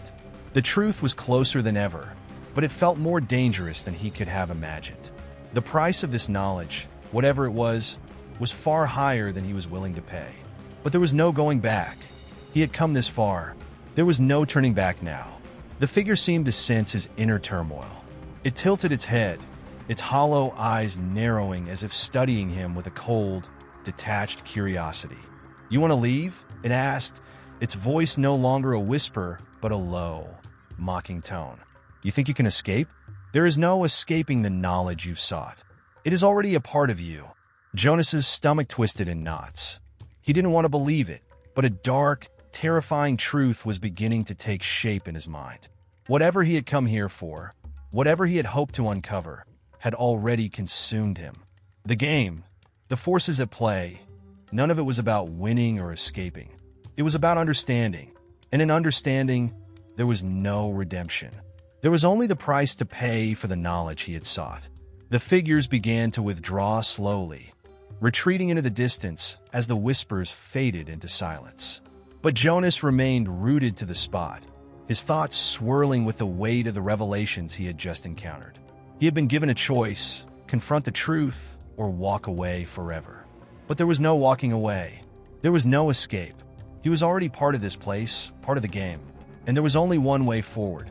With a shudder, Jonas turned and began to walk deeper into the wasteland, the weight of the voices still echoing in his mind.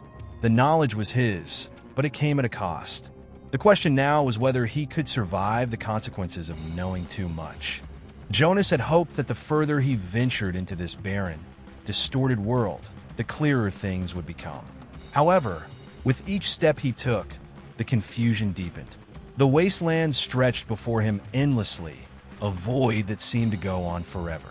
There were no landmarks, no markers to indicate that anything had changed. It was as though time itself had ceased to exist here, and yet there was an unsettling feeling of progression.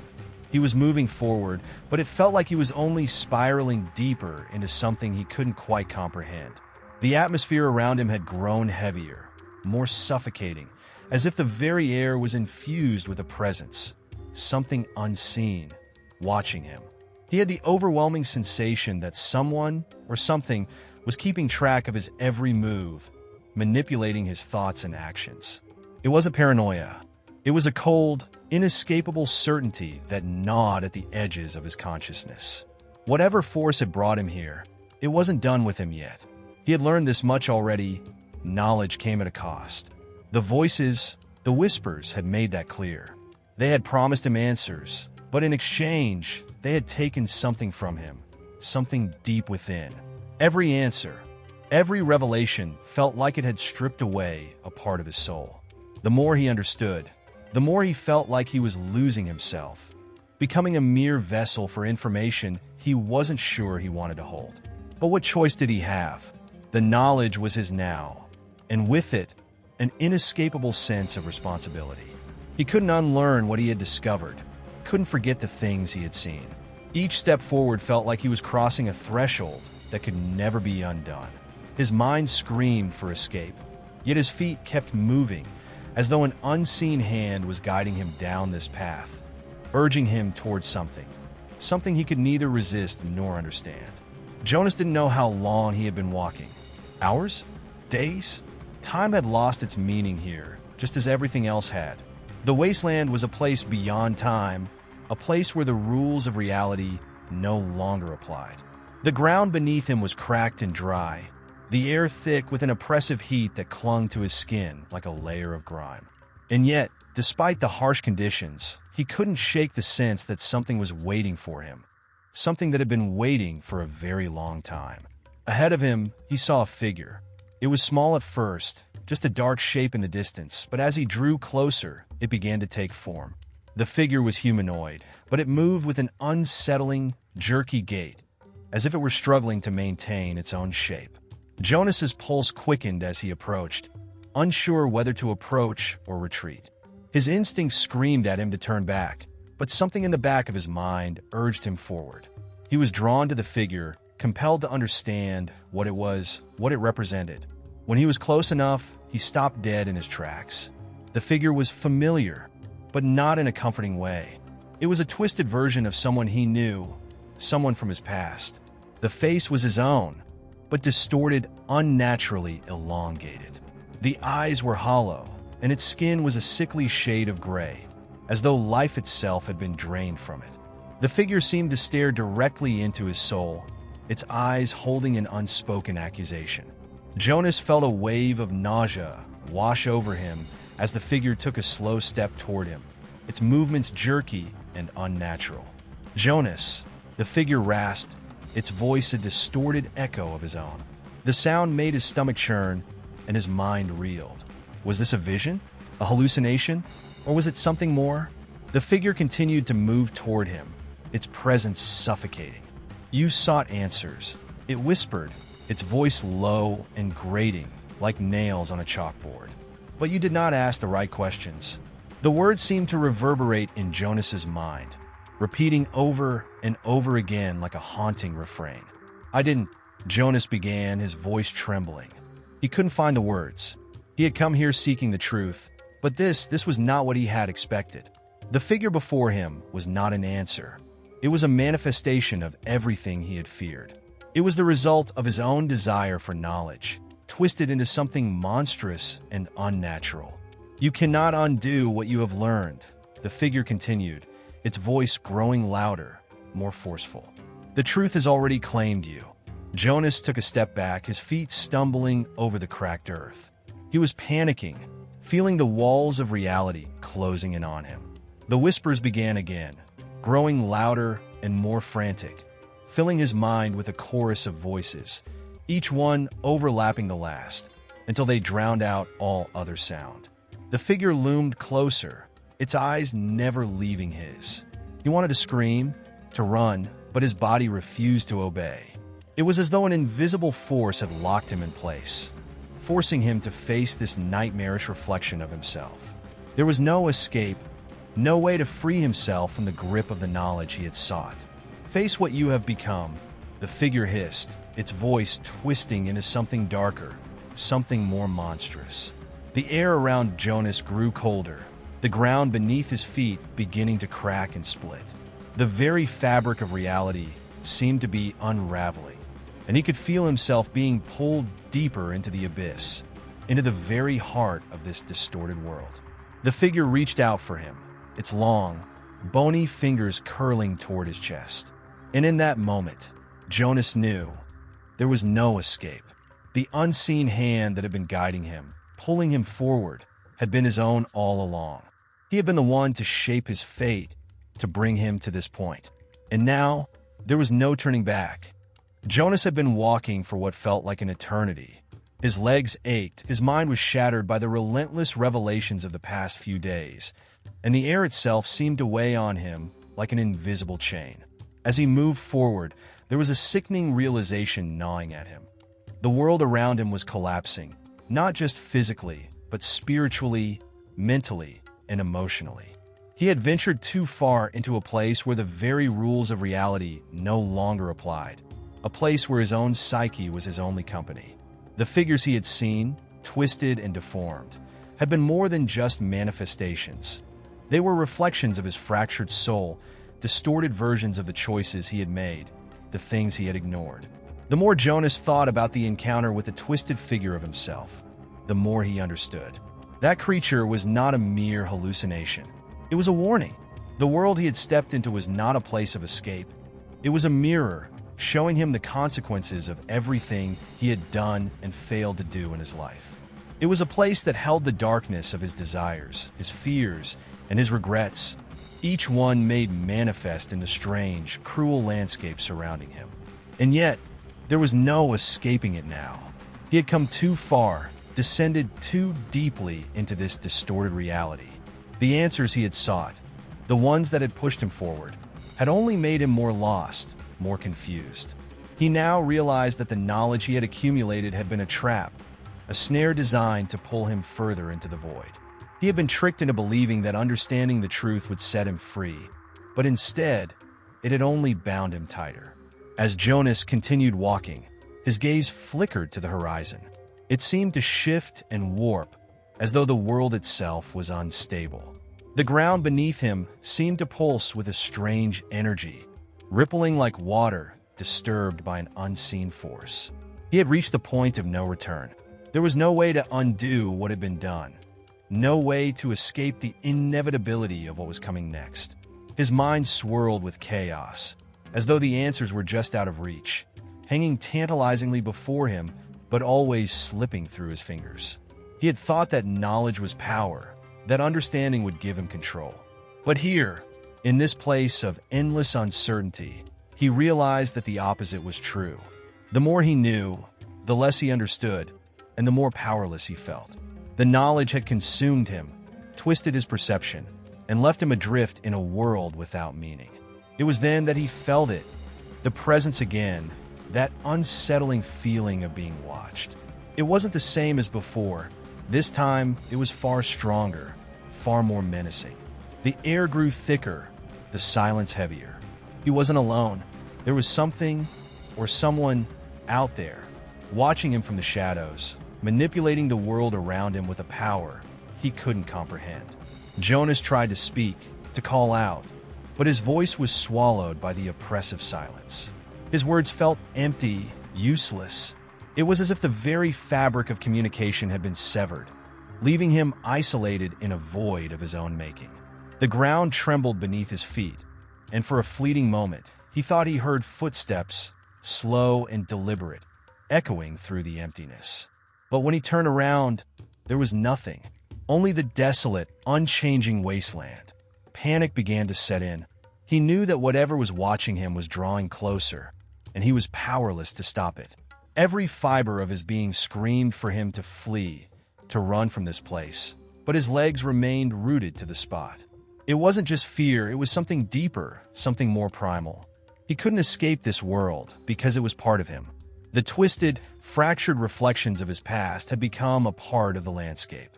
The darkness that had always lurked in the recesses of his mind had taken on a physical form, manifesting in the shape of this barren, endless void.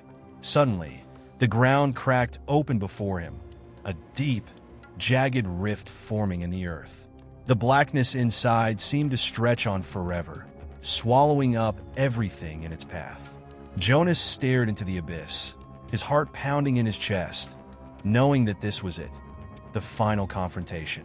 He had sought answers, but now he understood that answers alone could never save him. The world he had entered was not a place of revelation. It was a test, a reckoning. And now, it was time for him to face the consequences of his own choices. From the depths of the abyss, a figure emerged. It was massive, towering over him, its form cloaked in shadow. The figure was made of darkness itself, an entity that seemed to shift and change with each movement, as if it were composed of 1,000 different nightmares. Its eyes, if they could be called eyes, were like pools of black ink, bottomless and void of any compassion or mercy. It reached out toward him with long, skeletal fingers, and Jonas felt the pull, the irresistible force drawing him closer. "You have come so far, Jonas," the voice boomed, not from the figure itself, but from the very air around him. It was everywhere, echoing in his mind and in his ears, a voice that was both familiar and foreign. "But now you must face the truth. You are not the first to seek answers in this place, and you will not be the last. The cycle continues. You have become a part of it." Jonas tried to speak, to ask the questions that had plagued him, but the words caught in his throat. The figure's presence was suffocating, and he realized, with a sickening clarity, that the answers were not for him to find. This was not a world of discovery. It was a world of judgment, a place where those who sought knowledge were swallowed whole by the very truth they pursued. The darkness closed in, and Jonas knew that there was no escape. He had been part of the cycle all along, a cog in a machine that would never stop turning. The final reckoning had come, and he was just one more lost soul in a world that had no place for him. As the shadow engulfed him, Jonas felt his consciousness fading, his thoughts slipping away like sand through his fingers. The answers had never mattered. What mattered now was that he had become the very thing he had feared, a part of the endless, consuming darkness. The cold crept through Jonas's bones as he lingered in the silence, his thoughts scattered, fragmented by the overwhelming presence that consumed him. His body felt as if it no longer belonged to him. He was a mere observer within his own skin, watching helplessly as the world around him disintegrated into nothingness. There was no escaping it now, no more tricks or desperate plans. The shadow had enveloped him completely, and he realized with a sense of finality that he had crossed a threshold from which there was no return. The entity that had emerged from the abyss, if it could even be called an entity, loomed over him, its form an ever-shifting mass of darkness. It spoke to him not with words, but with the sensation of 1,000 voices reverberating within the very core of his being. He had asked for answers, and now he had received them, though not in the way he had expected. This place, this realm of broken realities, was not a place of discovery or redemption. It was a crucible, an eternal cycle that sought only to consume. "Do you understand now, Jonas?" the voice whispered, seeping into his consciousness like ink spilled across a page, soaking every corner of his mind. The answers you sought were never yours to find. You are but a thread in a tapestry woven long before you even existed. Jonas's heart pounded in his chest as he struggled to grasp the meaning of those words. Everything had led him here, to this moment of reckoning.